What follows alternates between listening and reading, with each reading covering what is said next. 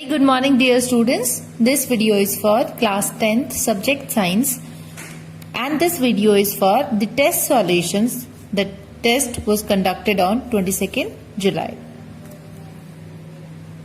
Dear students, this test was of 30 marks and it was having 19 questions in total.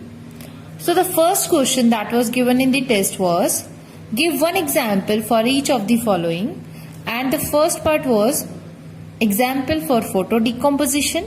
So for photo decomposition you can give the example of the decoloration of silver bromide or decomposition of silver bromide or silver chloride. So if we talk about silver chloride, when this in solid form is kept in sunlight, so we are providing sunlight to it, then Ag in solid form and Cl2 gas is removed. So AgCl is converting into Ag plus Cl2 and this will be a faded, like silver is of shiny white color but this will be of grey color. So that's how we can take this as an example of photo decomposition. We have to balance this equation, so we can do one thing. If we take 2 AgCl, then 2 Ag and Cl2. Second is electrolytic decomposition. So we can take the example of electrolysis of water or electrolysis of sodium chloride, or decomposition of sodium chloride can be written as an example here. If we talk about the third part, thermal decomposition. So thermal decomposition example can be written as calcium carbonate. When it is heated, then it decomposes to give calcium oxide and carbon dioxide gas. So this is how you have to answer this. If you have only written that what is the process or what is the example, then also you will be having the marks for this, one mark for each. And if you have given the equations as well, that will be good enough to answer it properly. Question number 2 is, write chemical equation for the following. First is reaction between dilute HCl and MgO. So when dilute HCl is reacting with magnesium oxide, then if magnesium oxide is there and we have dilute HCl, then it should produce MgCl2, magnesium chloride and H2O, that is water. But it seems to be an unbalanced reaction.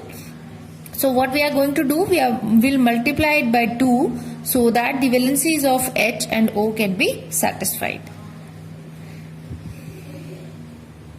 Then the next is reaction between zinc oxide and dilute sulfuric acid. So when zinc oxide will react with dilute sulfuric acid, then this reaction will take place. Zinc oxide reacts with dilute H2SO4. So zinc sulfate is formed and water is formed. C part is reaction between copper sulfate and iron. So when copper sulfate reacts with iron, that is Fe plus CuSO4.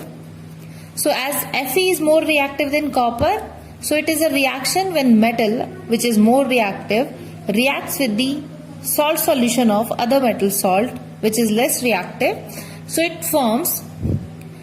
displaces the copper from here and it will form ferrous sulfate and Cu will be displaced. So this is how the reactions are taking place. Then the third question is part A, what is necessary condition for the neutrality of pure water? So neutrality is basically related to the pH, and pH 7 tells us that the substance which is having pH 7 is neutral. Now if we want the neutrality of pure water, that means the ions present in water should be in balanced state. That means H2O is composed of H plus and OH negative. That means if the concentration of H plus ions and OH negative ions are same in the given amount of water, then that water will be neutral. B. Write the formula for washing soda and baking soda. Baking soda is sodium hydrogen carbonate and washing soda is sodium carbonate, Na2CO3, or it can also be written as dot 10H2O. So we have the formula for baking soda and washing soda both. C part is name a calcium compound which hardens on wetting with water. So that substance which is made up of calcium is plaster of Paris.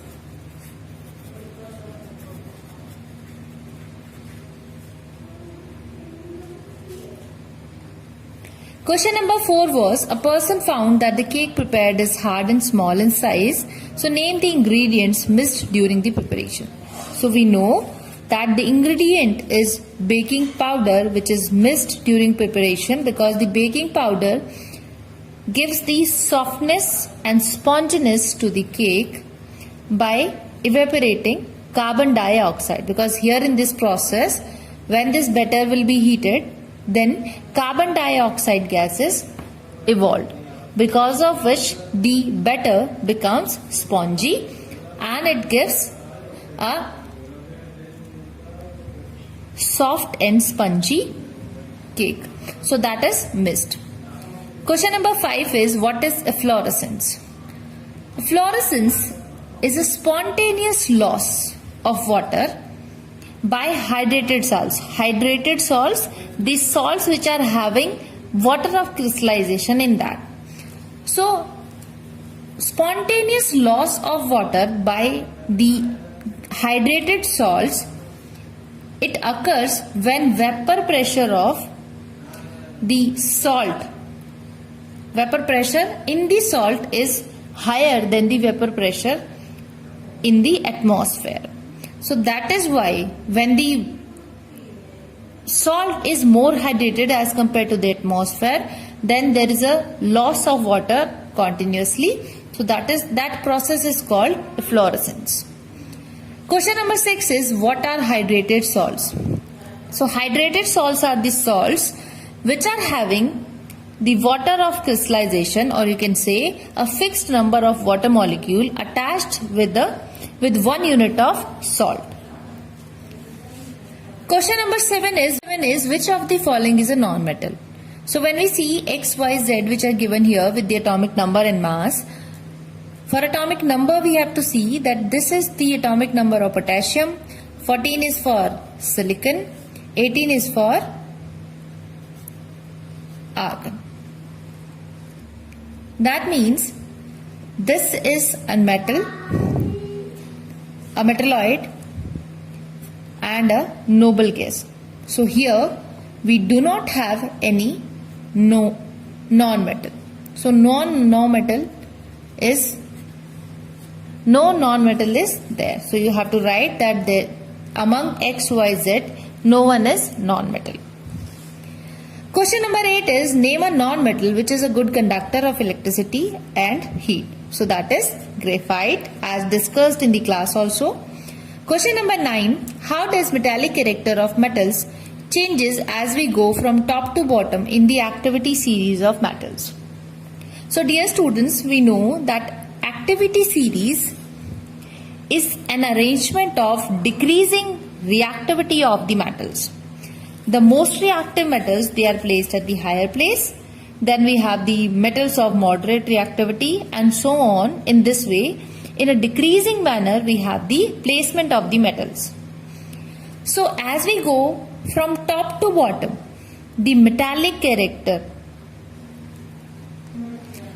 So according to the activity series, the most reactive elements, most reactive metals, they are placed at the top. Then we have the lower reactivity metals. But the metallic character of metals increases as we go from top to bottom, because as we go down in a group, or here because we are talking about the activity series, so we can say that the most reactive metals are placed at the top, then we have the low reactivity or moderate reactive elements metals, then in the lower region we have the least reactive metals. Question number 10 is, a compound has high melting point and boiling point. When in solid state, it does not conduct electricity. When it is melted, the molten compound conducts electricity. What type of compound is it? What are constituent units of this compound? So dear students, the compound which is having high melting or boiling points but do not conduct in solid state is a ionic compound. So this ionic compound, when it is melted, then ions become free to move, and that is why in molten state the ionic compounds conduct the electricity. So the constituents of this compound are ions, and the compound having these properties is an ionic compound. Then question number 11 is, a metal X on heating burns in air to form X2O3. Another metal Y burns in air on strong heating to form YO. The oxides thus formed, they can give reactions with hydrochloric acid as well as sodium hydroxide. That means these two metal oxides can give reactions with hydrochloric acid, that is an acid, and also with a base. So we know that the metals or the metal oxides which can give reactions with acid as well as both are called amphoteric. So what is the nature of the oxide X2O3? So that will be amphoteric. Name of the metal X and Y is Al2O3, that is X. Y is metal. Only about metal we are asking. So X is aluminium and Y is zinc. What is the nature of YO? That is zinc oxide. So zinc oxide is also amphoteric in nature. Then we have question number 12. Identify the name of element on the basis of electronic configuration. So as you have seen here that 287. Total atomic number 17. So that is chlorine. 281 sodium 11. 282 12 magnesium. 213 that is lithium. Question number 13 is,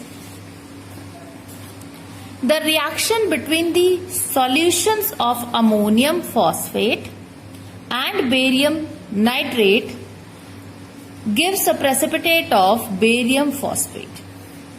The best reaction that best represents it is, see, we have been given the formulas for ammonium phosphate and barium nitrate, and we have also been given the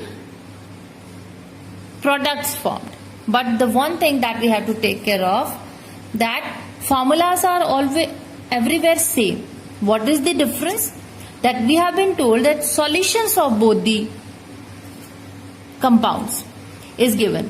So here in the first reaction, the first one is solid, whereas the state of the second one is not mentioned. So this cannot be the reason.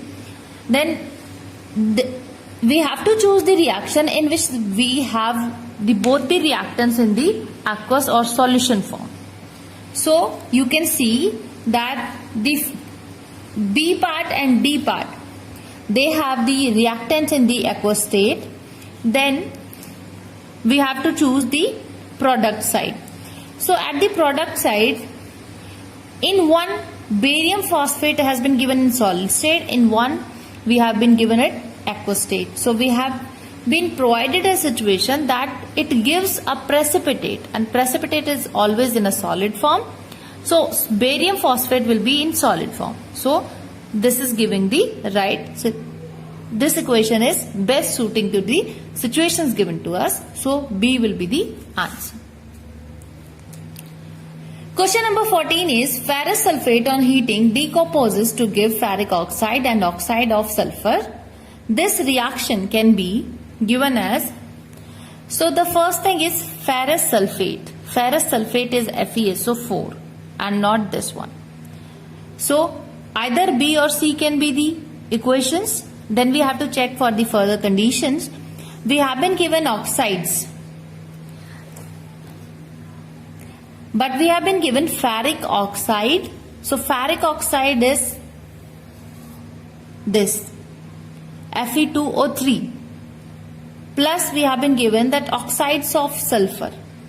So SO2 and SO3 are both oxides of sulfur. Here the valencies of the atoms are also satisfied. So this one is balanced equation.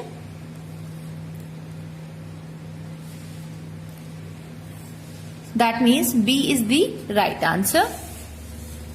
Then we have question number 15. A piece of aluminium is added to a solution of copper 2 chloride. The result is, that means the product side we have to tell. So when aluminium is put into copper chloride solution, then we know that aluminium is more reactive than copper. So it will displace the copper and it will take its place.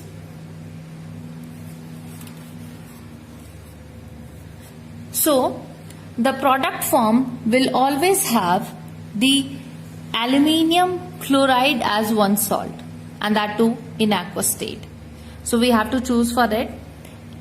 Here also we have aluminium chloride, but copper chloride is also there, which is not possible because copper will be displaced. Aluminium copper chloride different or separated, that is not possible. Then we have no reaction. So this is also not possible because there will be reaction between aluminium and copper. Then this is the aluminium chloride and copper will be formed. Question number 6 is, which one of the following is a correct order of reactivity of aluminium, copper, iron and zinc? So we all know that according to the reactivity series, aluminium is the highest, having highest reactivity, then zinc, then iron, then copper. So we have to choose the option which is giving this situation. So this is A. Then question number 17 is, which of the following gives a light colored solution? So dear students, you might be confused in copper sulfate and ferrous sulfate. So copper, always remember that copper sulfate solution is blue in color, and when in copper sulfate solution, when we put iron, then iron displaces copper and then the solution becomes light green in color. That has been told in one of the activities in your NCERT book as well. So B, FeSO4 is a light green colored solution. Then question number 18, which one of the following substances contain acetic acid? So A, vinegar, B, citric acid, C, methanol and D, none. So this is vinegar which contains acetic acid. Then question number 19 was having a few equations. Among them 4 were to balanced and 2 were filling the blanks. So first was BaCl2, barium chloride, H2SO4, sulfuric acid, gives a barium sulfate. So to balance this, we have to multiply 2 with HCl. I don't think there is a need to tell that why we have multiplied 2 here, because according to the situations, SO4Ba is balanced, but we have H2 and Cl2. So we have 2 chlorine and 2 hydrogen. So this is the reason that why we are multiplying it 2 at this place. Second is sodium chloride and silver nitrate. Then sodium chloride, silver chloride is formed and we have sodium nitrate. So this reaction is already balanced, so no need to balance. C, NaOH plus H2SO4. So Na2SO4 plus 2H2O but here Na is 2, here oxygen is also 2, and we need 4 hydrogens. So that is why we multiply 2 here. So this will balance the equation. Part D, HNO3 plus CaOH whole twice, calcium hydroxide. It is forming calcium nitrate and 2H2O. H2O. So to balance this, we will have to multiply 2 with HNO3 and 2 with H2O. E, FeSO4 on heating gives ferric oxide, SO2 and SO3, which are oxides of sulfur. So this was one of the ingredient or the product formed, which is missing here. FCaCO3, calcium carbonate, on heating gives calcium oxide and carbon dioxide gas. And this is what kind of a reaction? Decomposition, and in decomposition also this is thermal decomposition, because here we are providing heat to decompose the compound. So this is what the solutions of your test are. So I hope this will help you to find out or to evaluate yourself. So what you are going to do, that I have told you what are the answers of the questions that I have given to you in the test. So you have to make the corrections in your answer copies in your notebook.